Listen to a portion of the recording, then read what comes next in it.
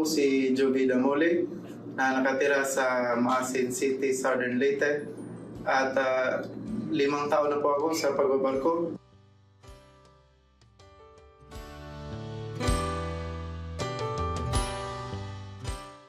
Napaisip ako na itong insurance, malaking tulong talaga to sa bilang seafarer.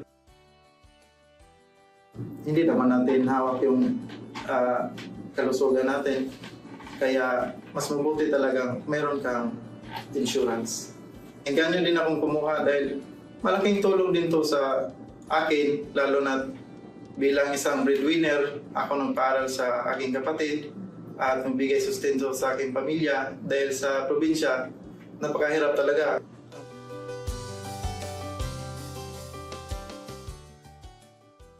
Ang akala ko dati, itong insurance pangmayaman lang. Ito pangmayaman lang, itong insurance na to. Sabi ko, paano ako makakuha ng insurance nito? Yung sahod ko, ang liit-liit lang. Alam ko naman na hindi ito scam dahil affiliate siya ng PTC.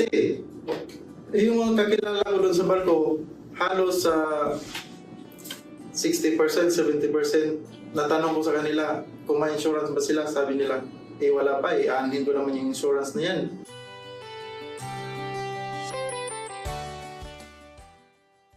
Beneficiary ay yung mama ko dahil hindi naman ipagkailan natin na sa trabaho ko sa ibang bansa, hindi mo hawak yung buhay mo.